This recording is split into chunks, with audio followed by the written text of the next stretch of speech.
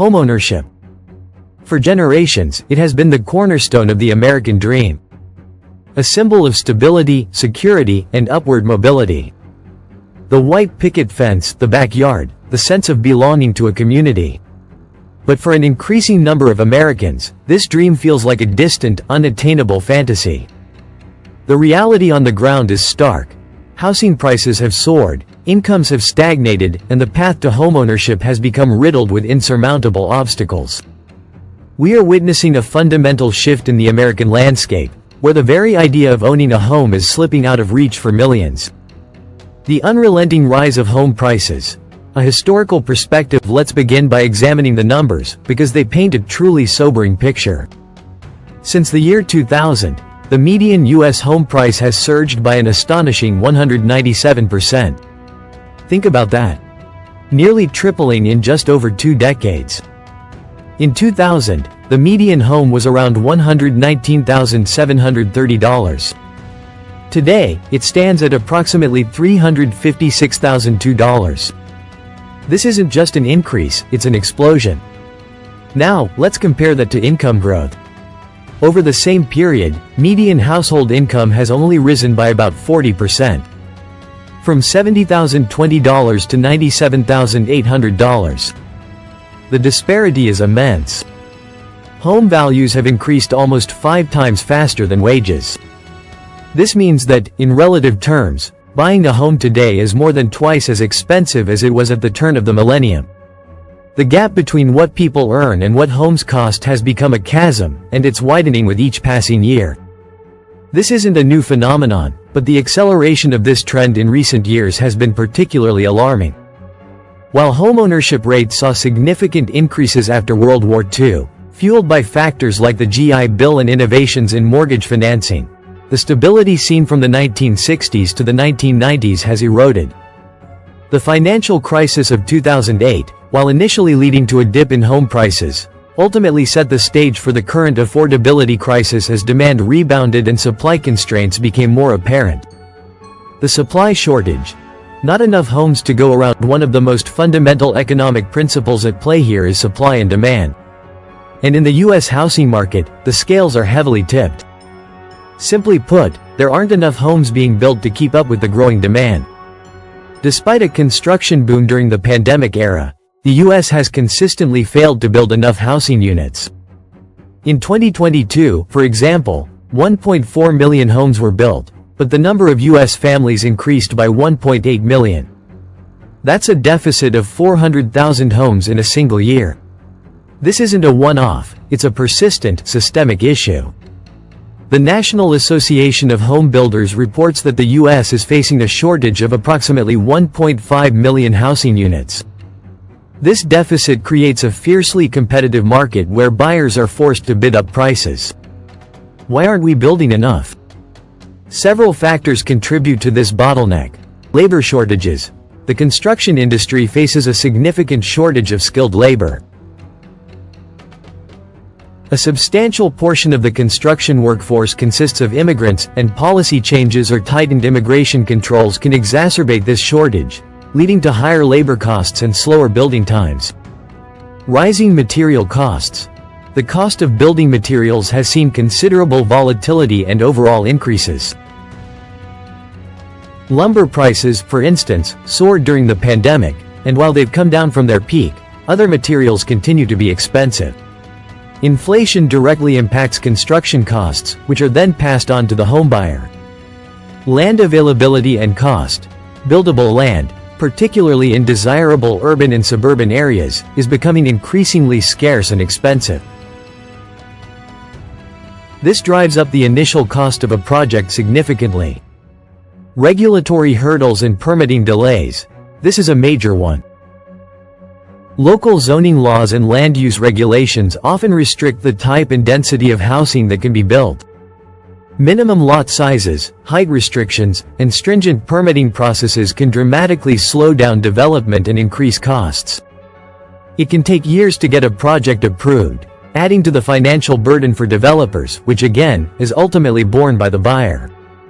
The weight of interest rates. A heavier mortgage burden even if you can find a home, the cost of borrowing the money to buy it has become a significant hurdle. Interest rates, while not always the sole driver of home prices, play a crucial role in affordability. When interest rates are low, borrowing money is cheaper, which increases demand for housing and can drive up prices. Conversely, higher interest rates make mortgages more expensive, reducing what buyers can afford. The Federal Reserve's actions to combat inflation have led to a substantial increase in interest rates. In 2022 and 2023, mortgage rates surged to levels not seen in 2 decades, briefly touching 8%. While they have seen some fluctuations, the average 30-year fixed-rate mortgage remains near 7% as of early 2025. Let's illustrate the impact with an example. In 2000, with a median home price of $119,730 and a 20% down payment, a 30-year mortgage at an average rate of 8.08% would have resulted in a monthly payment of roughly $708. This represented about 12.14% of the median household income. Fast forward to today.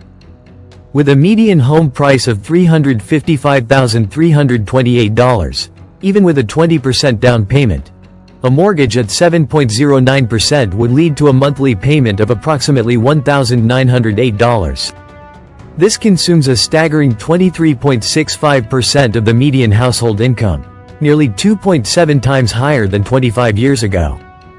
Even with lower interest rates compared to 2000, the drastically higher home prices mean larger loans and significantly higher monthly payments, pushing homeownership out of reach for many. Wage stagnation. The shrinking purchasing power. We've already touched on the fact that wages haven't kept pace with home prices. This phenomenon of wage stagnation is a critical piece of the affordability puzzle. For decades, the economic gains from increased productivity have largely gone to the top earners, while the median worker's wages have seen only modest increases, if any, when adjusted for inflation. This means that while the cost of living, including housing, healthcare, and education, has continued to climb, the average American's paycheck hasn't grown enough to compensate.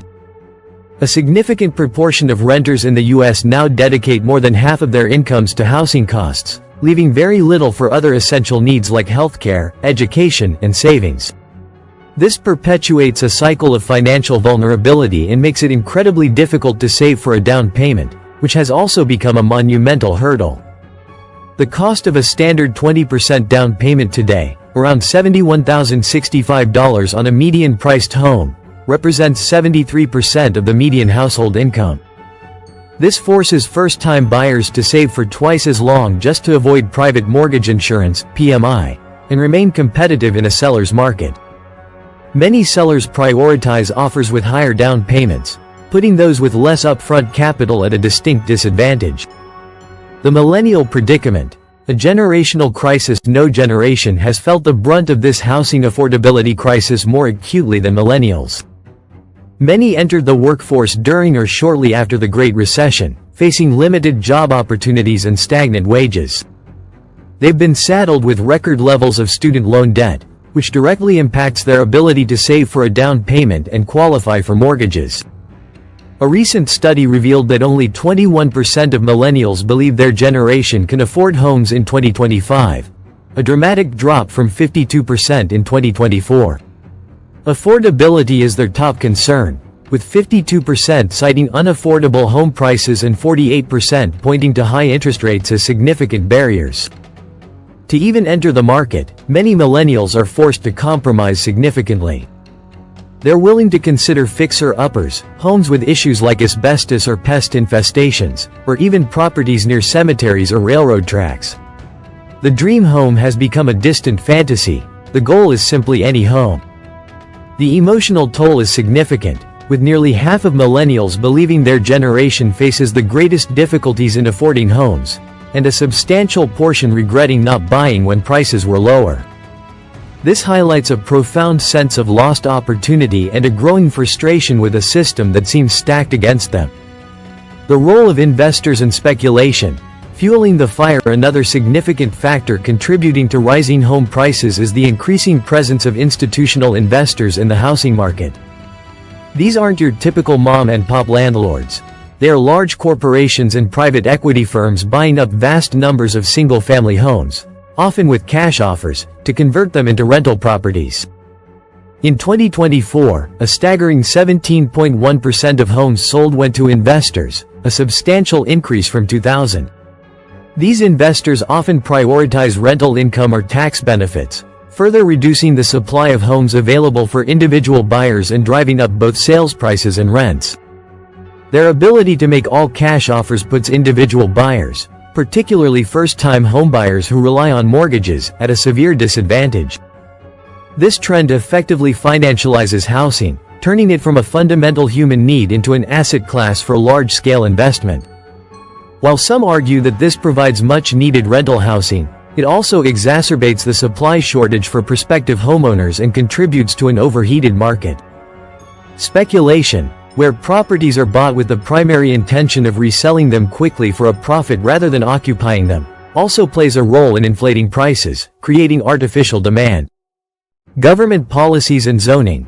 Unintended consequences. Government policies, at both the federal and local levels, also play a complex role in housing affordability, sometimes with unintended consequences.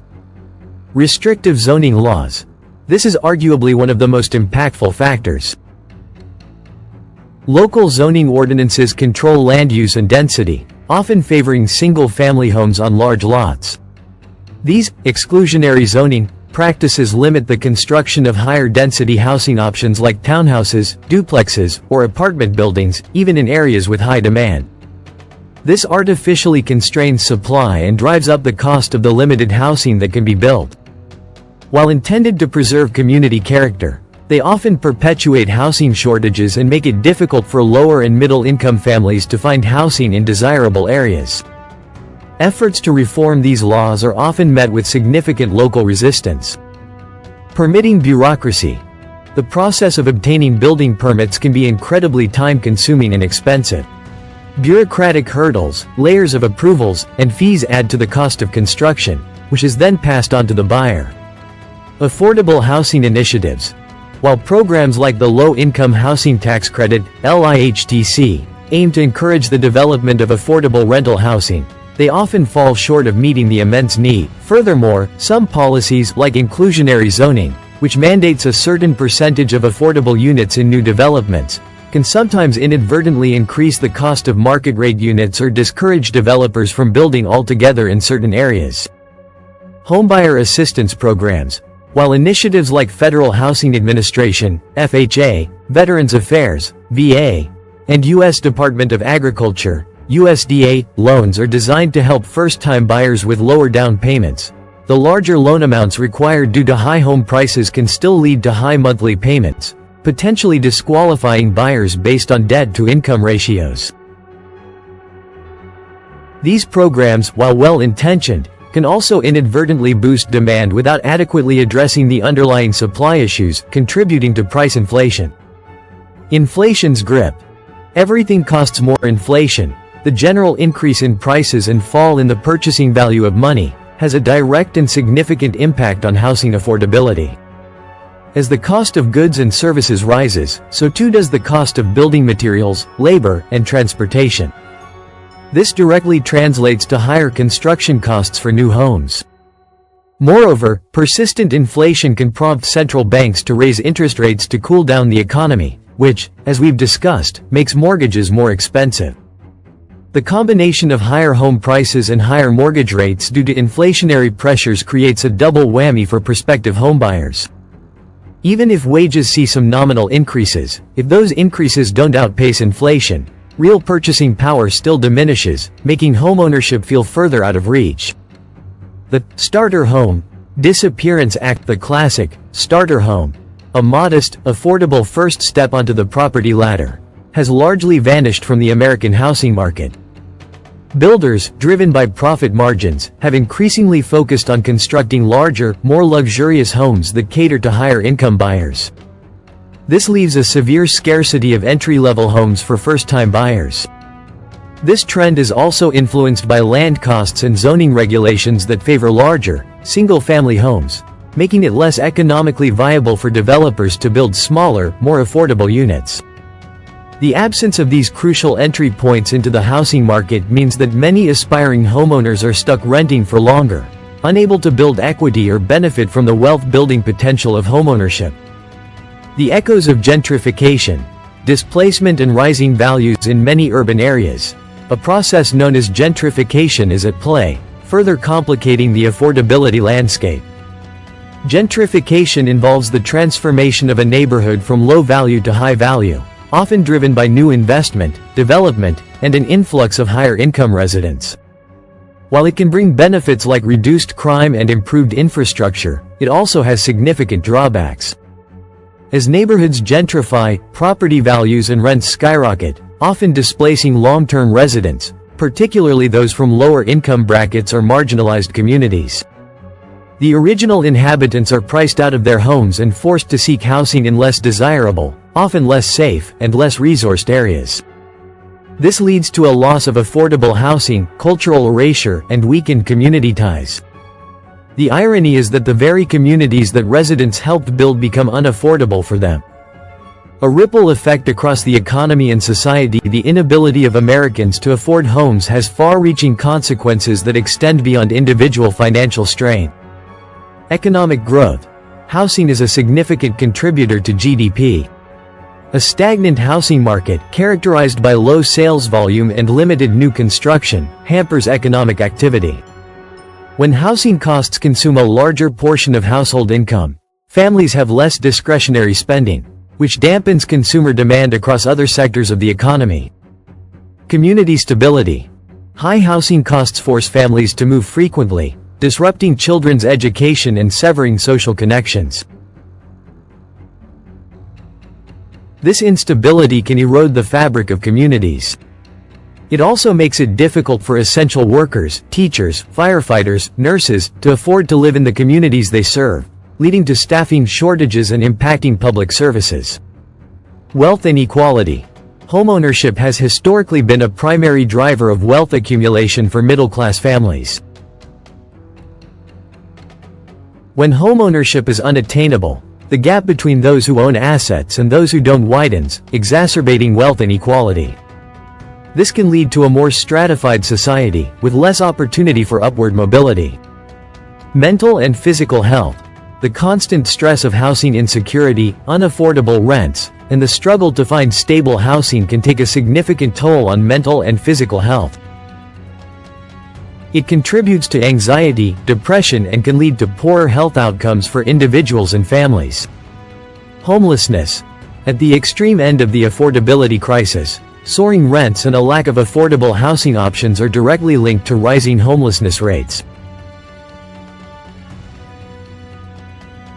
Studies indicate a direct correlation, with homelessness reaching record highs in recent years. The road ahead. Searching for solutions addressing this multifaceted crisis requires a comprehensive and coordinated approach, involving federal, state, and local governments, as well as the private sector. There is no single magic bullet, but a combination of strategies can begin to alleviate the pressure.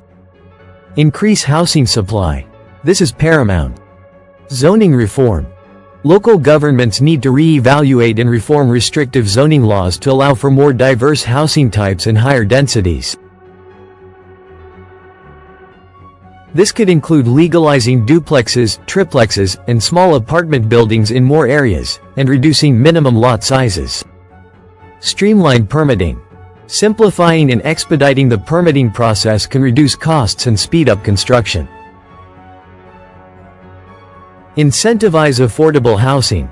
Governments can offer more robust incentives, grants, and tax credits to developers who build affordable housing units, ensuring these incentives actually result in additional supply for low and middle-income households.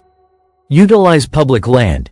Exploring the possibility of using publicly owned land for housing development, with mandates for a percentage of affordable units, could create new opportunities. Address construction costs. Labor force development. Investing in vocational training and apprenticeship programs to increase the supply of skilled construction workers. Material innovation and supply chain resilience. Exploring new construction techniques and materials that are more cost-effective and building more resilient supply chains to mitigate price volatility. Support first-time homebuyers. Targeted down payment assistance. Expanding and streamlining down payment assistance programs that truly help individuals, rather than just inflating prices. Financial literacy and counseling. Providing robust financial literacy programs and homeownership counseling to prepare prospective buyers for the responsibilities of homeownership.